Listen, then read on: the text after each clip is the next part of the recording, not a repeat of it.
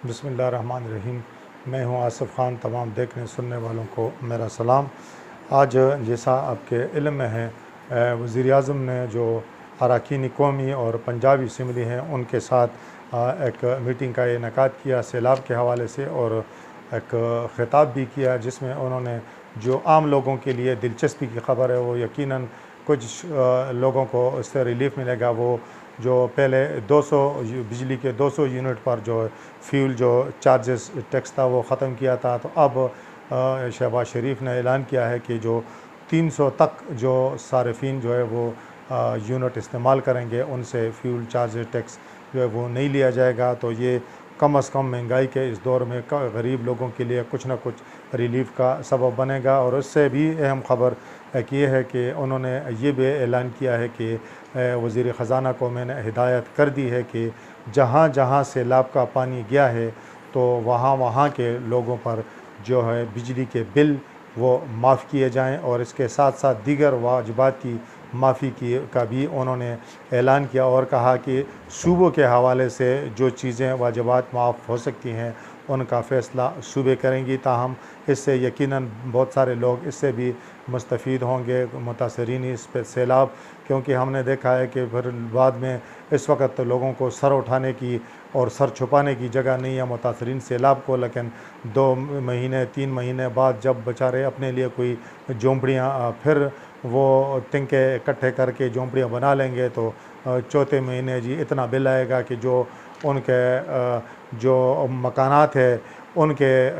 हिसाब से भी अगर वो फ़रोख्त भी कर दें तो फिर भी बिल गरीब लोगों पर ज़्यादा आता है। आजकल तो बिल वैसे भी ज़्यादा आता है। आज उन्होंने एक और बात भी की कि जी कतर ने पाकिस्तान में जो शमसी तवानाई और हवा से बिजली के हासिल करने के लिए जो एक अरबों डॉलर की सरमायाकारी की पेशकश की है, और उन्होंने कहा कि अगले 7 या 8 तारीख को वो इसका बाज़ाब्ता ऐलान भी करने वाले हैं। बहरहाल वज़ीर-ए-आज़म ने इसकी मंजूरी दे दी है। ये यकीनन एक खुशाइन चीज़ है, क्योंकि काफ़ी अरसे से कहा जा रहा है कि जी जो मुतबादिल ज़राए हैं, स्पेशली पाकिस्तान जो है वो सालाना 20 अरब डॉलर का सिर्फ जो है वो ये तेल जो है दरामद करता है, और जो सबसे ज़्यादा जो बिजली के कारखाने हैं उसमें वो इस्तेमाल होता है, और वहाँ बिजली सबसे महंगी होती है। तो हुकूमत के लिए फिर सस्ती बिजली लोगों को देना भी मुमकिन नहीं होता। अब वो अगर सस्ती बिजली देते हैं तो सब्सिडी देते हैं, और पहले ही जो मुल्क कर्ज़ों में जकड़ा हो और ऊपर से सब्सिडी हो, तो इसके जो मुतबादिल ज़राए हैं तवानाई के, उस हवाले से बहुत कहा जा रहा था कि इस पर कोई एक अमल दरामद या कोई पॉलिसी कोई चीज़ होनी चाहिए। तो आज हुकूमत ने जो ये ऐलान किया है, और साथ वज़ीर-ए-आज़म ने ये भी कहा है कि जो उन्होंने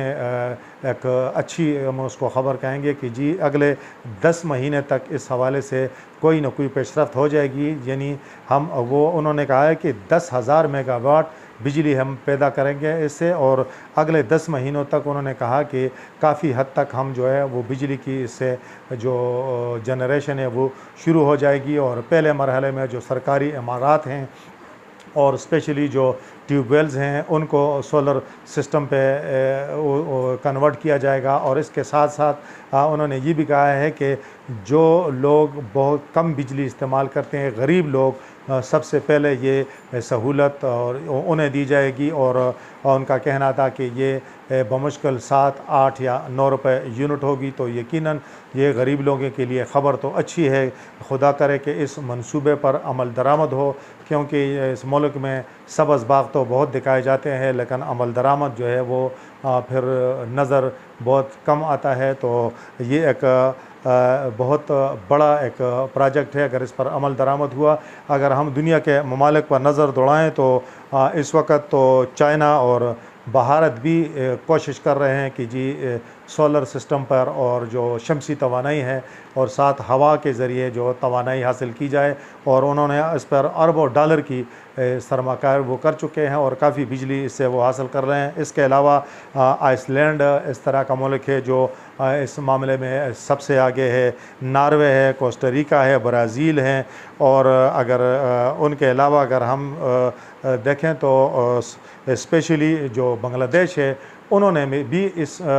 शोबे में काफ़ी तरक्की की है, और जो सोलर सिस्टम पे जो लोगों को घरों की बिजली है वो सोलर सिस्टम पे की है, जिसकी वजह से लोगों को सस्ती बिजली भी मिल रही है, और ये जो बाकी जो लोड शेडिंग और जो दीगर मसाइल हैं उनसे भी उनको काफ़ी हद तक छुटकारा मिला हुआ है। तो हुकूमत ने जो ये एक प्रोजेक्ट का ऐलान किया है ये यकीनन खुशाइन है, तो इस पर अगर अमल दरामद हो जाए और ये इसमें बाद में कोई पेचीदगियाँ न निकलें तो यकीनन ये पाकिस्तान और पाकिस्तानियों के लिए कम अज़ कम इस हवाले से अच्छी ख़बर होगी, क्योंकि हमने देखा है और ये हकीकत, इसमें बिल्कुल हकीकत है, कोई शक व शुबे वाली बात भी नहीं है कि साबका हुकूमत ने जो मुआहदे किए थे तो वो जो बिजली के कारखाने लगे थे वो बजाय कि वो हम पानी के ज़रिए, हमारे पास इतने डैम्स है और बहुत सारे हम डैम्स बनाकर उनके ज़रिए हम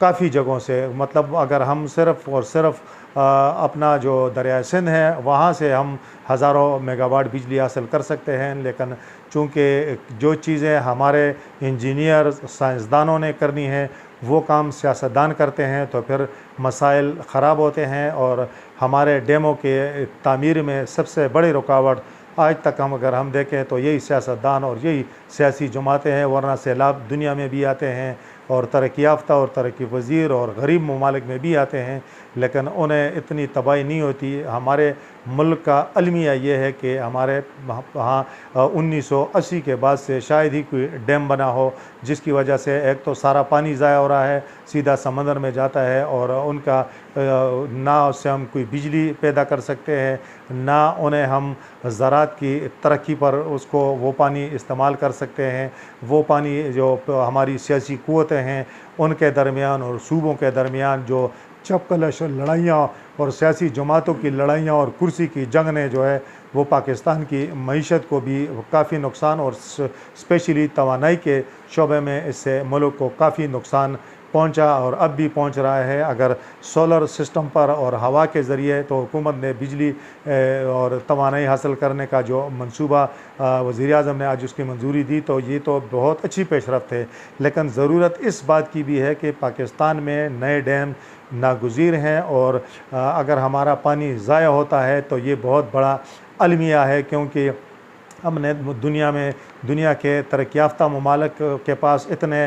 पानी के ज़राए और इतने वो नहीं है, इस दरिया नहीं है, लेकिन उसके बावजूद उनके पास जो महदूद भी वसाइल हैं वो हमसे ज़्यादा बिजली पैदा करते हैं। लेकिन हमारे पास इतने दरिया हैं, सब कुछ होने के बावजूद जो है वो हम महंगी बिजली, और ये कि जो बिजली जिस पे हम कारखानों में बाहर से तेल मंगवा कर तो उनके ज़रिए जो कारखाने चलाकर बिजली हासिल करते हैं, तो ये इस कौम के साथ भी जुल्म है और ये पाकिस्तान की मईशत के साथ भी जुल्म है कि आप देख लें, अगर कोई कारखाने वाला महंगी बिजली ख़रीदेगा और कोई चीज़ तैयार करेगा तो दुनिया की मार्केट में वो मुकाबला नहीं कर सकता। आप कारखानों वालों को,